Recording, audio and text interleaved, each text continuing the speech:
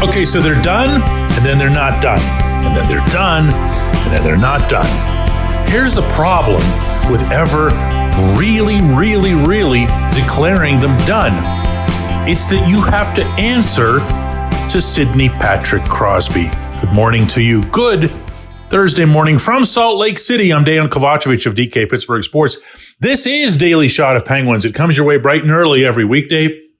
If you're into football and or baseball, I also offer daily shots of Steelers and Pirates in the same place that you found this. Penguins 3, Utah Hockey Club 2 in overtime. You'll never guess who scored in overtime. Hint, he now has scored in more venues, meaning stadiums and arenas, than any player in the game. One more than Alexander Ovechkin, 2 more than Yevgeny Malkin. That number, by the way, is 43. And the goal that he scored in OT was, let's just say it looked a whole lot like one that he put in a few years back in Edmonton, as I reminded him, and he tended to agree with. But, you know, that's all good. The individual stuff is good. Erik Karlsson tying the game, atoning for a really lousy minus a little bit earlier. Marcus Pettersson scored. Alex Nedeljkovic was out bleeping standing. And you can add all of that up, and it doesn't amount to, well, they're within 5 points. If you want to know what was going on in that room after that game, what they wanted to focus on was that they're 5 points out of a playoff spot, and they have 4 games between now and the NHL's 2-week break for the Four Nations face-off. Those 4 games are, in order, 2 at home against the Predators and the Devils, and then 2 on the road in New York and in Philadelphia against the Rangers and the Flyers. And you want to know something? They see that, the period between now and those 2 games in New York and Philadelphia, as basically their season, their chance to save their season, meaning to get it done before the break, but also before the NHL's trade deadline. I talked one-on-one afterward with Brian Rust, and nobody worded it more strongly than he did. What's your mindset now? You're a leader here. You're wearing that A. What has to happen? What are you thinking about? Despite the noise, despite everything that maybe talked about and what's going on the outside, we got 4 games till the break. We get 6, 7, 8 of those points. Who knows what the heck's going to happen come out of that break? Because then we got however many games left and feeling refreshed and got a little bit of confidence, and that's just our goal right now. Obviously, we're not in a position we'd like to be in, and we all know that, so it's going to be a tall mountain to climb, but we're ready to do it. I've seen Russ when he gets in these types of moods. He'll sit there at his stall after the game, and he'll look around, but he won't move. He almost looks like he's getting ready to go back out there and play another game or play another period.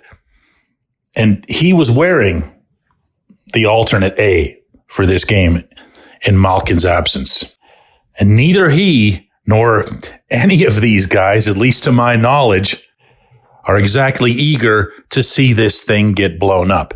You might be. I'll have my days when I might be. And I'll be especially prone to such a sentiment when all the way across the country, the Wilkes-Barre Scranton Penguins beat the Hershey Bears 9-0. Got 4 goals out of Ville Koivunen, 3 goals out of Vasily Ponomarev. They're the future.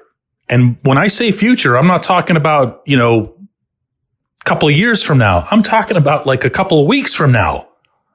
If this situation doesn't change, and maybe they should be anyway. And maybe if they are, maybe all of this kind of starts to make a little bit more sense and starts to seem a lot less, hopeless. Now, how did you feel? I'm talking to you. How did you feel the other night when you stayed up and watched that game in San Jose? How did you feel when they lost in Seattle? How did you feel when they laid that egg in Anaheim after playing so great a couple nights earlier in LA? you feel like it's done. You feel like that's it. Not the season, like everything. That it all just needs to end and all of the pages need to be turned.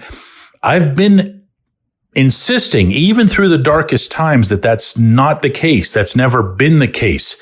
This isn't like following the Pirates or something. They care. They want to win. They have the greatest player of his generation, 100% committed to staying with them for the remainder of his career. If it gets to the point where they look like they fall back, and you know what? Maybe that'll happen. Maybe that'll happen over this next week and a half. It's not the end of the world. If you trade Pettersson, not the end of the world. If you trade Raquel, okay, that hurts a little bit, but also not the end of the world. I don't think you can trade the core guys. No movement clauses, big contracts. I don't think you can trade Karlsson. Massive contract, massive inconsistency. But I don't see some abyss facing this franchise. I just don't. I asked Mike Sullivan after the game, what does he see? What's he thinking right now? 4 games between now and the break here. I'll ask again like I did this morning. What's the mindset? Well, the mindset is that we've got an opportunity to make some headway, and if we can put a stretch together here before the break, we can climb back into this thing. We're not out of it, and that's the message. And so the way it's got to happen is we got to stay in the moment. But to look at it holistically, I think is valuable. So that hopefully it should inspire our group. This isn't anything that we haven't seen before, and we've been in this position before, and we were so close last year. We have the ability to do it, and so, but we've got to take care of the task at hand. And that's one game right in front of us, but we got a great opportunity between now and the break to make some headway. That's it. That's really it. That's what they're all about. They're in it. And again, we're not in a position to argue it. We're just not. When we come back, J1Q.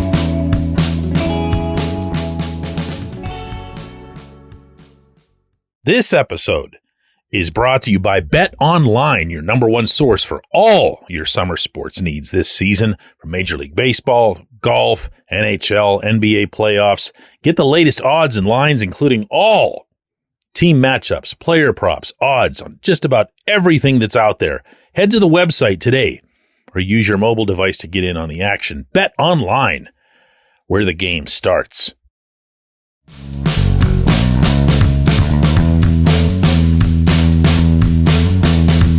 Today's J1Q comes from Bill, and he asks, DK, was Kevin Hayes studying tapes of Alexei Kovalev before the game? I love this question so much. And I love the audience that we have here, because we can talk about superficial hockey stuff, or we can talk about Hayes looking like Kovalev in overtime, and everybody just kind of gets it right away. If you don't, or if you didn't stay up last night, Hayes in 3-on-3 was putting on a clinic.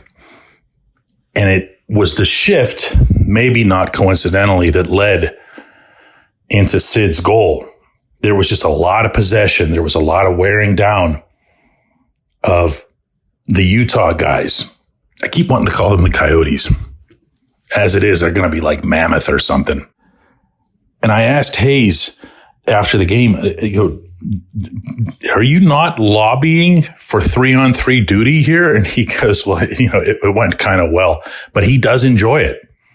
If you think about Hayes and what his skill set is, he's a keep away guy. He's somebody who doesn't need to use speed. Every once in a while, he has a burst, by the way, to keep people off the puck. He just finds a way to protect it, shield it, turn away, move to the left or right, and he did this once last night, and this was not in overtime, this was in regulation, where he just darted around a defenseman like they weren't even there.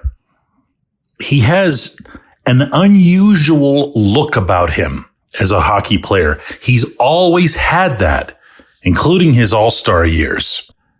And I loved, past tense, the idea of him in 3-on-3 for quite some time.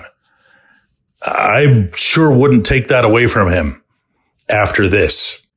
But I'll also say this. I think there's more that the Penguins can get out of him. Now, he's been good lately. You know that. And even a casual observer can see that he's scored some goals of late. But when he's been put out there with big guys, whether it's Drew O'Connor, Jesse Puljujärvi, or even guys who play big, his results have really elevated because even though he's not necessarily a Blazer and he makes a lot of stuff happen from a standstill, he's really good at hitting guys on the move and on the serious move. And on that note, even though you didn't bring him up, I feel like I want to throw this in parenthetically since it's another discussion that I was having in the room. Cody Glass can really skate. Now, I realize this is not exactly the most expert level scouting report that you can get, but I can't tell you how many times in this game I saw Glass moving with the puck and thought he was Brian Rust. And I actually mentioned that to Rust afterward. He said, yeah, dude's got some wheels. This supporting cast can be something. And in the case of Glass, he's still a pretty young guy, as is Phil Tomasino. He was a healthy scratch last night, but he's shown what he can do. And that takes me back to, what I was talking about in the opening segment here.